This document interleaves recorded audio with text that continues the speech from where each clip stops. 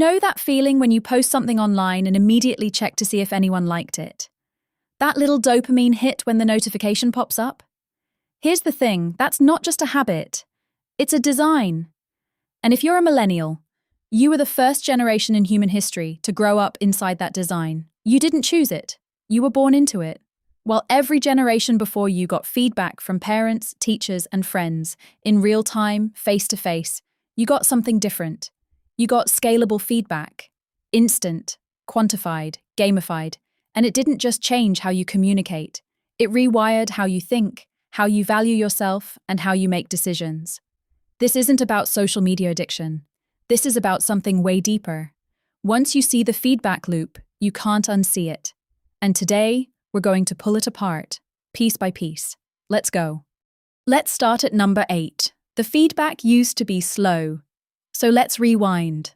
For thousands of years, feedback was slow. You did something. You waited. Maybe days, maybe weeks. Your teacher handed back your essay with notes in red pen. Your friend told you they liked your joke. Your parents said you did a good job. It was personal. It was delayed. And because of that delay, you had time to process. You had time to think about what you did without obsessing over the response. But then, millennials hit adolescence right as the internet exploded. Suddenly, feedback wasn't slow anymore. It was instant. You uploaded a photo. Seconds later, people were reacting. You posted a status. The likes started rolling in. Or they didn't. And that difference, that speed, changed everything. Because when feedback is instant, your brain doesn't have time to form its own opinion. It starts waiting for the external signal. And that's where the loop begins. You stop asking, do I like this? And start asking, will they like this? Number 7, your identity became a performance metric. Here's where it gets really interesting. Before the feedback loop, identity was something you felt. It was internal. You figured out who you were through trial and error, through private reflection, through relationships that weren't broadcasted. But millennials grew up in a world where identity became something you tracked. How many friends do you have? It's a number. How popular are you? Check your follower count. How funny, smart, or attractive are you? Let the likes decide. And here's the kicker. This wasn't optional. If you didn't participate, you were invisible. You were socially irrelevant. So you posted, you curated, you performed. And every single time you did, you got data back. And that data started shaping not just how you presented yourself, but who you believed you were. Your self-worth became a dashboard, and the algorithm became your mirror. Number 6, the loop made you risk-averse. Now let's talk about what this does to decision-making. When you grow up in a feedback loop, you learn one thing very, very quickly. Avoid the negative signal. If something gets no likes, it feels like failure. If a post gets criticized, it feels like rejection. So what do? You start optimizing. You test the waters. You post things you think will land well instead of things that are truly you. You stop experimenting. You stop taking creative risks. Because the feedback is instant and the stakes feel high, even when they're not. And this doesn't just apply to social media. It leaks into everything. Career choices, relationships, creative projects. Millennials grew up learning to predict the reaction before taking the action. And that's not strategy, that's fear. The loop didn't just quantify your identity, it punished exploration. And once you internalize that, it's really, really hard to unlearn. Number 5, you were trained to optimize for engagement, not meaning. Let's get even more specific. The feedback loop doesn't reward depth, it rewards engagement. And there's a massive difference. Depth is about truth, complexity, nuance. Engagement is about reaction. So millennials learned early. The post that gets the most likes isn't the one that's most honest. It's the one that's most shareable. The meme, the hot take, the aesthetic shot. And again, this wasn't conscious. It was conditioning. You posted something real, something vulnerable, and it got crickets. Then you posted something performative, and it blew up. Your brain logged that pattern. And over time, you started chasing the reaction instead of the meaning. You started asking, What will people respond to? Instead of, what do I actually want to say? And that's how the loop hollows you out. It doesn't destroy you. It just redirects you, little by little, toward a version of yourself that's easier to measure, but harder to recognize. Coming in at number 4, the algorithm became your tastemaker. All right, here's where it gets wild. You know how people always say, be yourself? Well, here's the problem. If you're a millennial, the feedback loop helped decide what yourself even is. Think about it. You liked a song, you shared it, your friends reacted, the algorithm logged that, then it recommended more songs like that. And you listened to those, and you liked those, and the loop tightened. Suddenly, your taste wasn't just yours. It was a co-creation between you and the algorithm.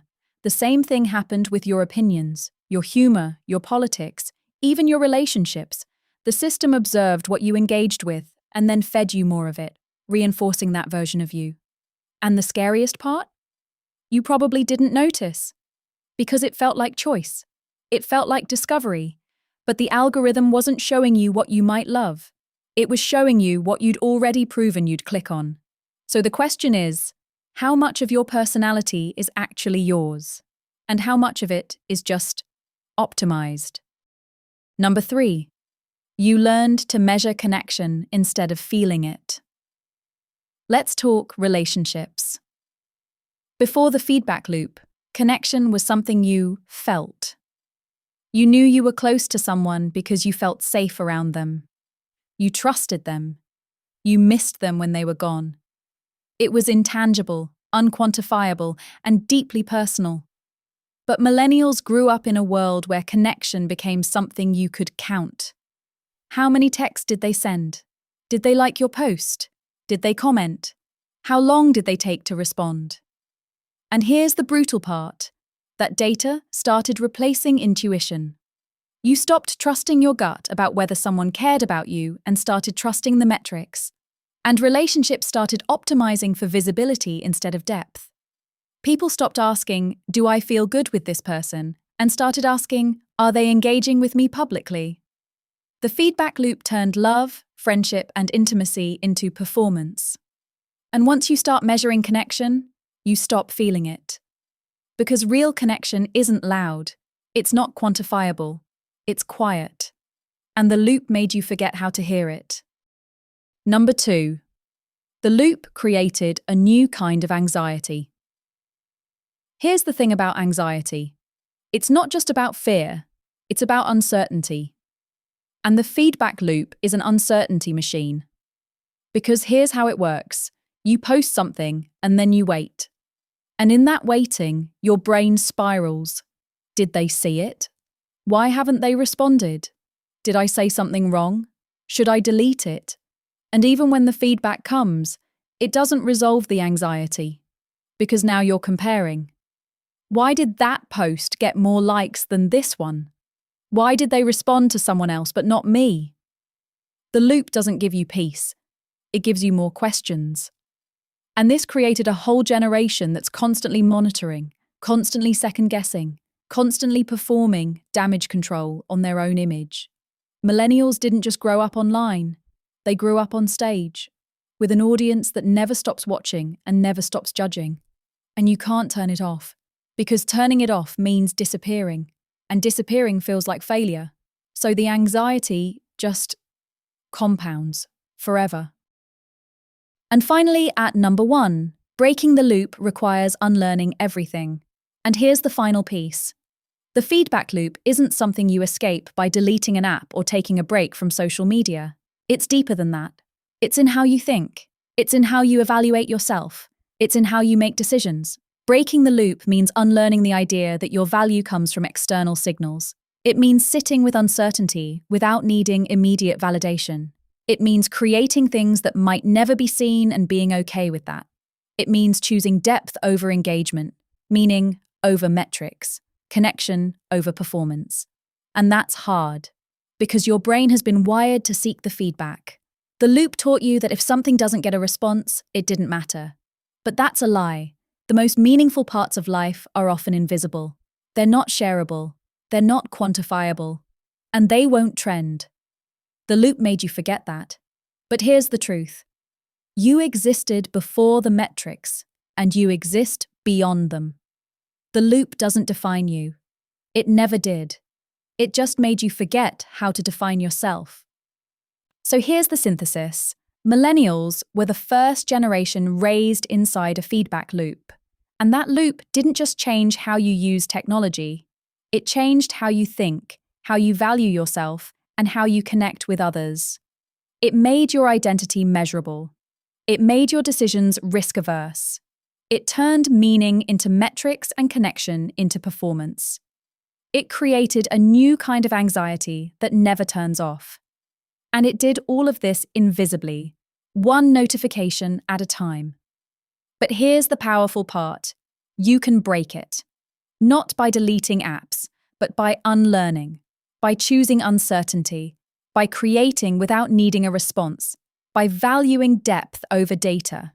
The loop is strong, but you're stronger, because you existed before it, and you exist beyond it. So the next time you feel that pull, that need for validation, remember, the most meaningful parts of your life were never meant to be quantified. I'm Willow, and until next time, trust your gut over the algorithm and mind yourself. I'll see you in the next one.